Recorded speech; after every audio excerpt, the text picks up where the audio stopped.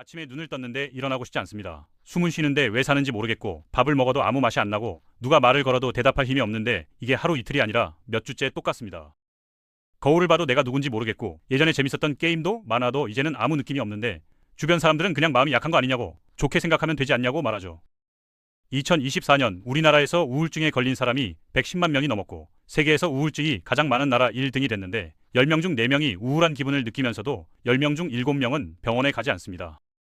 10살도 안 된 어린이들의 우울증이 5년 동안 2배 넘게 늘었고 20대에서 30대 젊은 사람들이 우울증 환자의 3분의 1이 넘는데 이 숫자 뒤에는 매일 밤 천장만 바라보면서 내일이 안 왔으면 좋겠다고 생각하는 사람들이 있습니다.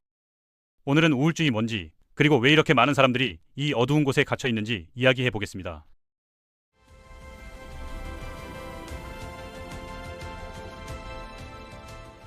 누구나 살면서 우울한 순간을 겪습니다. 시험을 망치거나 좋아하는 사람과 헤어지거나 갑자기 비가 쏟아지는 날에도 기분이 가라앉을 수 있는데 이런 감정은 상황이 바뀌거나 시간이 지나면 자연스럽게 사라지거든요. 친구랑 수다를 떨거나 맛있는 걸 먹거나 푹 자고 일어나면 괜찮아지는 그런 우울한 말이에요.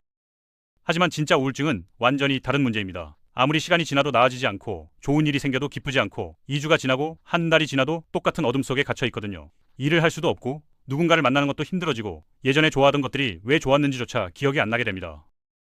우울증의 무서운 점은 눈에 보이지 않는다는 겁니다. 다리가 부러지면 깁스를 하니까 다들 알아보는데 우울증은 겉으로 멀쩡해 보이거든요. 그래서 주변 사람들이 왜 그러냐고 힘내라고 좋게 생각하라고 말하는데 우울증에 걸린 사람한테 이런 말은 다리 부러진 사람한테 왜 안 뛰냐고 묻는 것과 똑같습니다. 우울증은 마음먹기의 문제가 아니라 뇌에 생긴 병이거든요.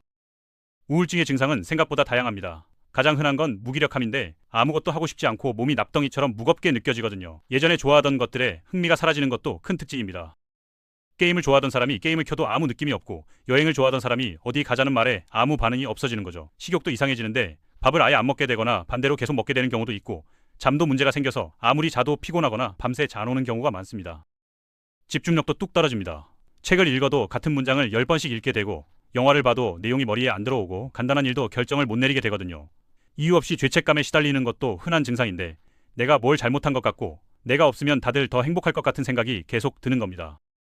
가장 무서운 건 죽고 싶다는 생각이 반복적으로 드는 건데 의사들은 이런 증상 중 5가지 이상이 2주 넘게 계속되면 우울증으로 진단합니다. 우울증이 그냥 마음의 문제가 아니라는 증거는 뇌 사진에서 찾을 수 있습니다. MRI라는 기계로 우울증 환자의 뇌를 찍어보면 건강한 사람과 다른 점이 보이거든요.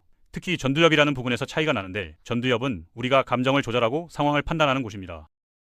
화가 날 때 참을 수 있는 것도 슬플 때 기분을 다잡을 수 있는 것도 전두엽 덕분인데 우울증 환자는 이 부분이 줄어들어 있는 경우가 많거든요. 해마라는 기억을 담당하는 부분도 영향을 받아서 우울증 환자들이 건망증이 심해지는 이유가 여기 있습니다. 뇌 안쪽을 더 자세히 들여다보면 신경 전달 물질이라는 게 나옵니다. 뇌 안에는 1000억 개가 넘는 신경세포가 있는데 이 세포들이 서로 대화를 하려면 화학물질이 필요하거든요. 우울증과 관련된 건 주로 3가지인데 세로토닌, 도파민, 노르에피네프린이에요. 세로토닌은 마음을 편안하게 해주는 물질이고 도파민은 기쁨과 보람을 느끼게 해주는 물질이며 노르에피네프린은 집중력과 활력을 주는 물질입니다. 우울증 환자의 뇌에서는 특히 세로토닌이 부족한 경우가 많아서 대부분의 우울증 약이 세로토닌을 늘리는 방식으로 작동하거든요. 그런데 최근에 이 이론에 의문을 제기하는 연구가 나왔습니다. 2022년에 세계적으로 유명한 과학 잡지에 실린 연구인데 361개의 기존 연구를 다 모아서 분석한 결과 세로토닌 부족이 우울증의 직접적인 원인이라는 확실한 증거가 없다는 결론이 나온 거예요. 우울증 환자의 피에서 세로토닌 수치를 측정해봐도 건강한 사람과 큰 차이가 없었거든요. 이게 우울증 약이 효과가 없다는 뜻은 아닙니다. 다만 우울증이 단순히 화학물질 하나가 부족해서 생기는 게 아니라 훨씬 복잡한 문제라는 걸 보여주는 거죠. 호르몬도 우울증에 영향을 줍니다. 스트레스를 받으면 코르티솔이라는 호르몬이 나오는데 스트레스가 너무 오래 계속되면 코르티솔이 계속 높은 상태로 유지되면서 뇌에 나쁜 영향을 주거든요. 갑상선 호르몬도 관련이 있어서 갑상선에 문제가 생기면 우울증 비슷한 증상이 나타나는 경우가 많습니다. 잠과 우울증의 관계도 중요한데 우울증 환자는 생체 시계가 망가져서 밤에 잠이 안 오고 자도 개운하지 않은 경우가 많거든요. 잠을 못 자면 감정 조절이 더 어려워지는 악순환이 생깁니다. 유전도 무시할 수 없습니다. 똑같이 생긴 쌍둥이 중 한 명이 우울증에 걸리면 다른 한 명도 우울증에 걸릴 확률이 절반이 넘거든요. 하지만 우울증 유전자라고 딱 하나 찾은 건 아니에요. 여러 개의 유전자가 조금씩 영향을 주는 것 같고 결국 우울증에 걸리기 쉬운 체질을 가진 사람이 힘든 일을 겪었을 때 우울증이 생기는 거라고 과학자들은 설명합니다. 요즘 과학자들이 주목하는 새로운 연구 분야가 있는데 바로 장과 뇌의 연결입니다. 놀랍게도 세로토닌의 90% 이상이 뇌가 아니라 장에서 만들어지고 장 안의 세균들이 세로토닌을 만드는 과정에 직접 영향을 주거든요. 장 안의 세균 균형이 무너지면 세로토닌 생성에도 문제가 생기고 이게 우울증으로 이어질 수 있다는 연구가 계속 나오고 있습니다. 2025년에 우리나라 기초과학연구원에서 스트레스가 뇌의 단백질에 붙어있는 당 사슬을 망가뜨려서 우울증을 유발한다는 새로운 발견도 있었어요. 다행히 우울증은 치료할 수 있는 병입니다. 치료 방법은 크게 세 가지인데 약물치료, 상담치료, 그리고 뇌를 직접 자극하는 치료가 있거든요. 약물치료는 뇌의 신경 전달물질 균형을 맞춰주는 방식이고 약을 먹으면 보통 2주에서 4주 정도 지나야 효과가 나타나기 시작합니다. 상담치료 중에서 가장 많이 쓰이는 건 인지행동치료인데 쉽게 말하면 생각하는 방식을 바꾸는 훈련이에요. 우울증에 걸린 사람은 자기도 모르게 부정적으로 생각하는 버릇이 생기는데 인지행동치료는 이런 패턴을 알아차리고 더 현실적인 방향으로 바꾸는 연습을 합니다. 약이나 상담으로 효과를 못 보는 심한 경우에는 뇌를 직접 자극하는 방법도 있습니다. 경두계 자극술이라는 건데 자석으로 뇌의 특정 부위를 자극해서 활동을 늘리는 거거든요. 아프지도 않고 마취도 필요 없어서 점점 많이 쓰이고 있습니다. 영화에서 무섭게 나오던 전기충격요법도 지금은 많이 발전해서 약으로 안 낫는 심한 우울증 환자한테 효과적인 방법으로 쓰이고 있어요. 문제는 치료를 받으러 가는 사람이 너무 적다는 겁니다. 2024년 조사를 보면 정신건강 문제를 겪고도 병원에 안 간 사람이 10명 중 7명이 넘거든요. 미국 통계로는 정신적으로 아픈 사람이 처음 도움을 요청하기까지 평균 10년이라고 합니다. 왜 병원에 안 갈까요? 우울증이 병이라는 걸 모르는 경우도 있고 정신과에 가면 이상한 사람 취급받을 것 같아서 무서운 경우도 있고 기록이 남으면 불이익을 받을까봐 걱정하는 경우도 있어요. 하지만 우울증은 감기처럼 흔한 병이고 치료를 받으면 대부분 나을 수 있습니다. 주변에 우울증으로 힘들어하는 사람이 있다면 도움을 줄 수 있습니다. 가장 중요한 건 그 사람 말을 들어주는 거예요. 해결책을 제시하거나 충고하려고 하지 말고 그냥 들어주는 겁니다. 힘들겠다, 많이 지쳤겠다, 이런 말 한마디가 큰 위로가 되거든요.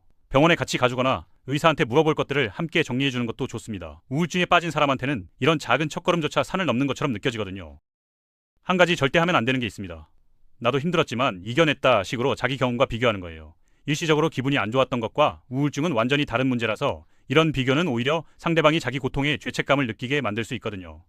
팔이 부러지면 저절로 붓기를 기다리지 않잖아요. 병원 가서 깁스하죠. 우울증도 마찬가지입니다. 혹시 그 사람이 죽고 싶다는 말을 한다면 어떻게 해야 할까요? 많은 분들이 그 얘기를 꺼내면 오히려 자극이 될까봐 모른 척하는데 연구에 따르면 그 반대입니다. 죽고 싶은 생각이 드냐고 직접 물어보는 것이 오히려 자살 위험을 줄인다는 결과가 있거든요. 정신건강에 대해 솔직하게 대화하는 것 자체가 사회 분위기를 바꾸고 더 많은 사람들이 도움을 구하게 만듭니다. 지금 이 영상을 보면서 혹시 내 얘기 같다고 느끼신 분이 계실 수 있습니다. 만약 그렇다면 한 가지만 기억해주세요. 우울증은 치료할 수 있는 병입니다. 감기에 걸리면 약 먹고 낫는 것처럼 우울증도 제대로 치료받으면 나을 수 있거든요. 실제로 우울증 환자의 80% 이상이 치료를 통해 증상이 좋아지고 많은 분들이 예전처럼 웃고 일하고 사랑하는 일상으로 돌아가고 있습니다. 지금은 끝이 없는 터널 같겠지만 출구는 분명히 있어요. 오늘 당장 완전히 나아지지 않아도 괜찮습니다. 한 걸음씩 천천히 도움을 받으면서 나아가면 되거든요. 어둠 속에서 손을 내밀면 잡아줄 사람들이 있고 여러분이 다시 햇빛 아래에 설 수 있도록 도와줄 전문가들이 있습니다. 우울증은 당신 잘못이 아니고 혼자 이겨내야 하는 싸움도 아니에요. 도움을 요청하는 건 약한 게 아니라 나아지겠다는 용기입니다. 다시 웃을 수 있는 날이 반드시 옵니다.